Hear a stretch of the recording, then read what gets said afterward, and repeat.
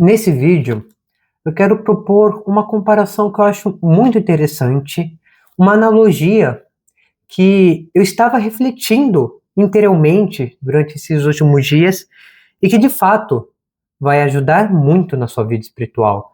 É algo simples, mas é algo que faz muito sentido e parece que faz com que você abra os olhos e que vai te ajudar muito na tua relação para com Deus. Ter uma relação mais íntima, mais presente, uma relação mais de amor. E é isso que eu quero explicar aqui nesse vídeo, tá? Então assim, se nós formos pegar a primeira carta de São João, olha só como ele começa, né? A primeira carta de São João, capítulo 1, versículo 1. Ele fala assim: o que era desde o princípio, o que temos ouvido, o que temos visto com nossos olhos, o que temos contemplado e as nossas mãos têm apalpado no tocante ao verbo da vida. Olha só, porque a vida se manifestou e nós a temos visto. Damos testemunho e vos anunciamos a vida eterna, que estava no Pai, de novo, e que se nos manifestou. O que vimos e ouvimos, nós vos anunciamos, para que também vós tenhais comunhão conosco. Ora, a nossa comunhão é com o Pai e com o seu Filho, Jesus Cristo. Escrevamos-nos essas coisas para que a vossa alegria seja completa. Olha que interessante. A vida se manifestou, nós a vimos e ouvimos. E de fato, quem é essa vida? É a pessoa do Verbo encarnado. Nosso Senhor Jesus Cristo. Olha que loucura! E de fato, se nós formos parar para pensar, o fim da nossa vida, o fim da vida cristã, é a perfeição da caridade. O próprio Santo Tomás fala, ele fala assim: por si mesma e essencialmente, a perfeição cristã consiste na caridade, primordialmente no amor de Deus e depois secundariamente no amor do próximo.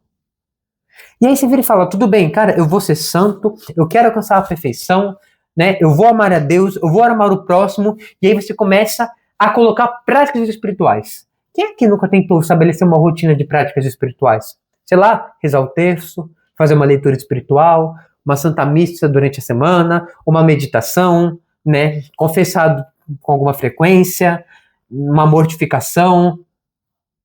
Mas não parece que muitas vezes essas práticas são meio nebulosas? Ou seja, você faz porque dizem que tem que fazer, mas você nunca parou para pensar o porquê de fazer essas práticas? Você faz porque tem que fazer, mas por quê? Como que a gente pode jogar uma luz sobre essa situação? Como que eu posso entender cada uma dessas práticas e como isto me ajuda a alcançar a perfeição da caridade?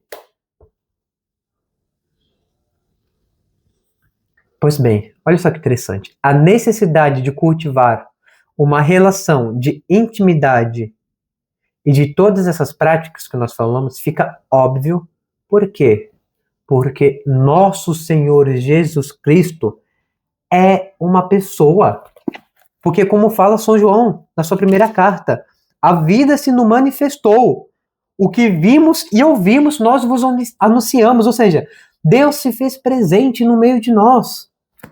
Então, o relacionar-se com Cristo, o crescer no amor a Deus, o crescer na intimidade com Cristo, é como você se relacionar com uma pessoa, ora bolas. Parece meio tosco, mas se olha assim, faz muito sentido.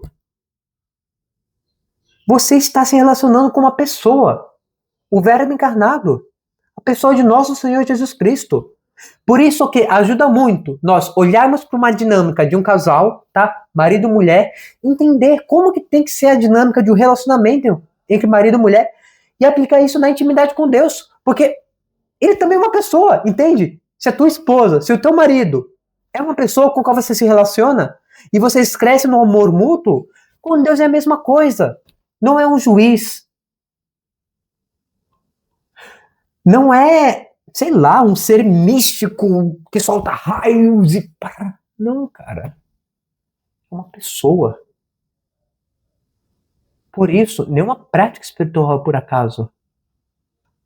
Por isso que tem que ter esforço da nossa parte, porque num casamento tem um esforço de ambos, né? Na tua relação com Cristo, bem, a parte de Cristo já está feita, ele não falha. Mas e a tua parte? E essa é a ideia desse vídeo, tá? Nesse vídeo eu vou analisar os distintos aspectos do relacionamento entre marido e mulher e explicar cada prática espiritual a partir disso. Tá entendendo? Aí você vai entender um pouco da meditação, da leitura espiritual, da mortificação, da confissão, do agradecimento, da comunhão, a partir de um relacionamento entre homem e mulher, de um casal, tá? Então, assim, a primeira prática é justamente o olhar e conhecer, tá? O olhar e conhecer. Porque Santo Agostinho falava, ninguém ama aquilo que não conhece. Então, assim, vamos parar pra pensar na parte do namoro, né? Na parte do namoro. Cara, o fim do namoro é que ambos se conheçam, né? Aí, focou. Que o namorado conheça a namorada, porque vai ser a pessoa com a qual você vai conviver o resto da vida. E a namorada conhece o namorado. Tanto que, por exemplo, por isso também entra a questão da castidade, porque eles não têm esse amor inteiro. Não se deram por completo, mas enfim. E ambos eles têm que se conhecer. E mesmo casado, tá? Mesmo casado, você não pode olhar para tua esposa como uma janela fechada, porque a minha esposa é tal coisa, tal coisa, tal coisa, tal rótulo, tal rótulo, tal rótulo. Não. Você tem que conhecer a sua esposa diariamente, conhecer o seu marido diariamente. Quem é que conhece a Adélia Prado? A Adélia Prado, ela casou com o Zé, e ela fala que, embora ela esteja casada há anos com o Zé, ela, todo dia de manhã, ele fala, como que o Zé vai me surpreender hoje? E de fato é assim. E de fato, se no casamento você não busca conhecer o outro diariamente, pode estar há 30 anos casado, meu irmão, ainda tem muito a conhecer. Você não sabe o que está acontecendo com o outro. A tua inteligência tem que ser uma janela aberta para conhecer seu cônjuge, entender o que está acontecendo. Propósito. Pensa assim, imagina assim, que a mulher fez comida queimada. E aí você já entra no rótulo que a sua mulher é uma mulher viciada em Instagram. Então, ela queimou a comida porque ela estava olhando um monte de reels no Instagram e não cumpriu bem com a tarefa delas. Uma caixa fechada, não uma janela aberta. Mas aí você vai olhar a estrutura da realidade, poxa, os 3 filhos estavam doentes, elas estavam num período ruim, a casa estava suja, ela estava cansada, dormiu mal à noite, ela também está meio mal e por isso queimou a comida. Não, peraí. Deus conheceu por que ela queimou o arroz, por que ela queimou a comida. E quanto mais se conhecem, mais se amam. Santo Agostinho falava, eu vou citar novamente essa frase: ninguém ama aquilo que não se conhece. Pois bem, então, como um casal tem que se conhecer, eles têm que buscar esse conhecimento mútuo. No nosso relacionamento com a pessoa de Cristo, nós temos que buscar conhecê-lo. E como eu busco conhecer a Cristo? Leitura espiritual, a leitura e meditação do Evangelho. Ao ler a vida dos santos, é muito interessante, porque ao ler a vida dos santos, é interessante você ver os atos exteriores, legal, é bom, mas é muito mais interessante você entender a intimidade que eles têm com Cristo, a configuração dos santos para com a vida de Cristo. Olha só que legal. Então, Giovanni, por que eu tenho que estudar a doutrina da igreja também? Por que eu tenho que estudar, fazer leitura espiritual, conhecer a vida dos santos, meditar o evangelho? Porque você tem que conhecer Cristo, ora bolas. Para você amá-lo, você tem que conhecer ele. E ninguém ama aquilo que não conhece, e como um casal que tem que se conhecer. Se o casal não se conhece, são 12 estranhos morando numa mesma casa. Então, por isso dessas práticas de leitura espiritual, estudo, leitura do evangelho. Por outro lado também, o casal, eles têm que buscar não magoar e não ofender. Ou seja, pensa assim, se o marido sabe que se ele fizer tal coisa, ainda que não seja ruim, ainda que não seja errado, sei lá, mas vai ofender, não faz. Porque não quer ofender, não quer magoar. Não faz sentido o marido querer magoar a esposa querer magoar o marido. Sei lá, imagina assim. Imagina que a esposa manda reels pra, sei lá, pessoas do trabalho. Não tem nada, tem nada, nada, nada, nada. Mas o marido não gosta muito. Ora, a esposa vai e não faz. Por quê? Porque ela não quer magoar o marido. Não quer deixar ele inseguro. Não quer ofender.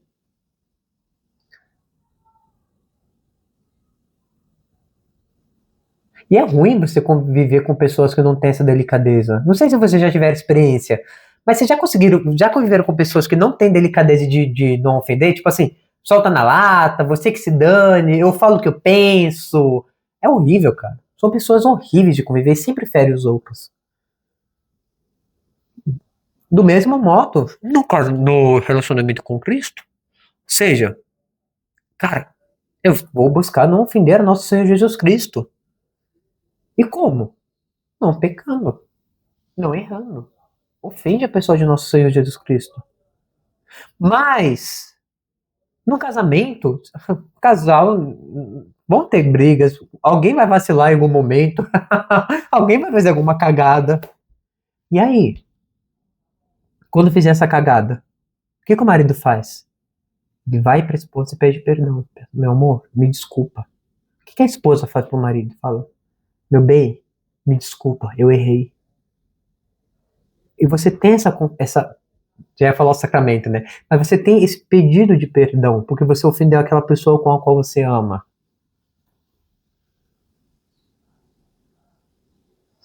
Uma vez eu vi um Reels que eu achei muito legal, cara. Eu achei muito legal. Era, era um casal, né? Aí tinha a câmera da casa. E aí tava filmando, porque a esposa, ela meio que tava regando as plantas, etc e tá.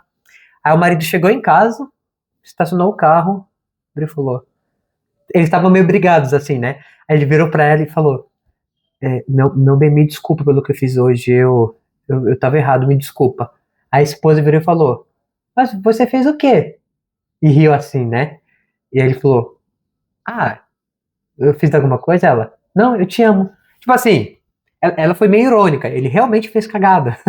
Mas o que que ela falou? Tipo, você fez o quê? No sentido de que eu já te perdoei, tá tudo bem. Eu sei que você errou, mas eu te perdoo e eu te amo. E eu já não lembro dos teus pecados porque eu quero você. E Deus é assim, cara. Deus é assim, tá entendendo? Porque assim, no nosso relacionamento para com a pessoa de nosso Senhor Jesus Cristo, ele não vai errar. Ele é Deus. Deus é perfeito. O amor dele por nós é enorme, cara. Enorme. Ele é Deus. Quem vai fazer cagada somos nós. Mas a gente chega para nosso Senhor Jesus Cristo no confessionário e é como se ele fosse essa esposa e falasse: o que você fez? Eu não lembro. Eu já te perdoei. Então, isso é lindo, cara, porque não importa o que você tenha feito. Não importa o que você tenha feito, você pode ter feito a pior merda na sua vida, cara. A pior cagada, cara. Deus está lá, disposto a te perdoar e te amar, porque o amor dele é infinito por você. Isso é muito louco, cara. Isso é muito doido. É um pai que está esperando o filho voltar. Enfim, então, bem, no relacionamento, ambos tentam não ofender um ao outro, e se alguém comete uma cagada, tenta, né, pede perdão. Mas muitas vezes, quando nós erramos, meio que nós queremos emendar, sabe? Tipo assim, eu falo, meu Deus, fiz cagada com minha esposa. Aí você tenta meio que diminuir aquele prejuízo, falando que não, deixa eu fazer uma massagem nos pés dela, deixa que eu lavo a louça hoje, deixa que eu boto as crianças para dormir, sabe? Meio que para reparar, para diminuir o prejuízo que você deu. E aí o que acontece? Quando nós erramos para com Deus, nós nos confessamos, que é esse pedido de perdão, mas a prática de modificações, a prática das indulgências, né, a prática de você fazer atos de reparação, é justamente esse fato de que quando o marido erra com a esposa, ele tenta meio que reparar, diminuir o dano de alguma forma. E a esposa para com o marido também. E assim com Deus, ou seja, se eu ofender a Deus, caramba, fiz cagada, fiz merda, ele já me perdoou. Mas, cara, deixa eu fazer alguma coisa para consolar, entendeu? E aí entra as práticas de mortificações também. Bem, para não estender muito no vídeo, próxima prática. Isso é algo importantíssimo no casal, algo importantíssimo. Por quê? O que que é? É o diálogo. Cara, como que você conhece o outro? Como que você conhece a alma do outro? Você conhece através do diálogo. Falar, ouvir, compreender, esperar, sabe? E é interessante que um casal, marido e mulher, que só conversam de coisas banais, eles não se sustentam. Muitas vezes eles vão ter diálogos profundos. Diálogos profundos, de temas profundos. Não sei, eu vou chegar com minha esposa e eu vou entender e dialogar com ela por que a nossa frequência sexual está sendo uma vez por mês. Show de bola! Não é um assunto banal. Eu vou sentar e dialogar com minha esposa como que a gente pode melhorar na educação dos filhos, porque eu não concordo com tal coisa. Vou conversar com minha esposa e vou, sei lá, dialogar sobre finanças. Tem esse diálogo. Tem essa busca de conhecimento um ao outro, da alma do outro. Mas também ele conversa de coisas banais. Tem aquela conversa de fofoca. Tem aquela conversa, sei lá, não sei, do jogo de São Paulo, não sei, qualquer coisa do tipo. E assim se dá. Ou seja, do mesmo modo que um casal eles têm que conversar, e tem que conversar muito, assim também nós, com a pessoa de Cristo, temos que conversar com ele. Seja conversas banais, e tá tudo bem você falar coisa do dia a dia, mas também conversas profundas. E como que eu tenho conversas profundas com Cristo? Através da meditação. É um diálogo com Cristo. A meditação é você dialogar com Deus. E com conversas profundas. E é interessante porque num diálogo entre o casal, se um só fala, mas não está disposto a escutar, não é um diálogo, é um monólogo. Não teve diálogo de verdade. Então, se você quer conversar com Deus, legal, chega para falar, mas chega para escutar. O problema é que nós chegamos para conversar com Deus, nós queremos falar e a partir daí nós queremos escutar. Mas quando a gente chega para conversar com Ele, Ele já está falando com você. Então você também precisa ter essa disposição interior para escutar Deus falando com você de assuntos profundos. E aí é você pegar, cara, pega o Evangelho, pega exemplos da vida de Cristo, da Bíblia, não sei, cara. Por exemplo, pega para meditar o encontro de Maria com Santa Isabel, da Virgem Maria com Santa Isabel. Que generosidade, velho. Que generosidade. Acabou de receber a notícia de que ela ia ser mãe de Deus e imediatamente ela foi visitar a sua prima Isabel para servi-la. E é engraçado, porque, por exemplo, o ser humano, quando ele tem uma conquista, sabe? Meio que ele tende a relaxar, sabe? Falar, consegui conquistar, etc. Bati minha meta do mês, legal. Consegui ajudar tal paciente, que bom. E tende a relaxar, lá, eu fiz. Mas a Virgem Maria, após receber a notícia do anjo, foi imediatamente servir. Olha a disponibilidade dela de servir o próximo. Como é que eu estou?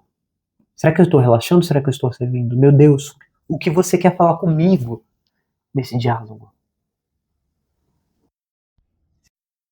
Jesus, contempla o evangelho, né, do menino Jesus. Olha para o menino Jesus na manjedoura. No amor não há temor. Como é que eu vou temer o menino Jesus? Olha o quanto ele me ama. E bem, assim vai, tá? Para não entender mais. E por último, um casal, ele sempre tem que ter relações sexuais, ou seja, é importantíssimo para a vida do casal eles terem relações sexuais. Tanto que o casamento só se consome, né, só tem a consumação do casamento quando o casal tem relações sexuais. Cara, não adianta de nada você fazer a cerimônia lá toda bonitinha, linda, os coral, aí entre as criancinhas, faz a festa, depois tudo bonitinho, e os dois não têm sexo, não casou. Não adiantou de nada, tem que ter relações sexuais. E ambos se tornam uma só carne. Olha que lindo. Olha como é essa doação total. É uma coisa insubstituível para um casal. E Santo Agostinho, ele fala que quando nós comemos o alimento, não sei, vou tomar café, vou comer um bolo, comer uma pizza, o alimento se transforma em nós.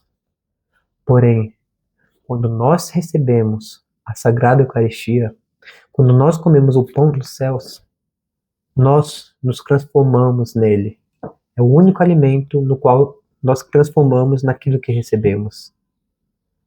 De fato, a comunhão, o receber Cristo na Eucaristia é muito profundo, cara. É uma intimidade profunda, sabe? O corpo, ele fala, você se torna uma só carne. Receber a nosso Senhor Jesus Cristo, corpo, sangue, alma e divindade, escrita muito a relação. Te une com Cristo, cara. Isso é incrível. Assim como o casal, quando eles estão nesse momento de intimidade e há essa entrega total, e traz um resultado incrível para a união dos dois, assim também com Cristo. Receba Cristo na Eucaristia. Se torne um só com Ele, para viver a comunhão eterna. Isso é lindo. Por isso que é importantíssimo vocês receberem a Sagrada Eucaristia. É importantíssimo, se conseguirem até ir dia de semana, mas que ao menos no domingo você não faça isso distraído. Chegue antes, uns 10 minutinhos, comece a meditar, se preparar, até se conversa com Cristo. Como um casal que, antes de terem relações, tem uma conversa profunda. Chega 10 minutinhos antes. E que depois que você recebe a Cristo da Eucaristia, fique com Ele. Viva esse momento de intimidade, de entrega mútua. Tá? E vocês vão ver a vida espiritual de vocês crescer. Então, tenta parar de olhar como um conjunto de listas de afazeres que eu tenho que fazer. E fala, eu estou me relacionando com a pessoa do Verbo encarnado, a pessoa de Cristo. É uma pessoa que está aqui na minha frente. Eu vou amá-lo cada vez mais. Por isso, todas essas práticas.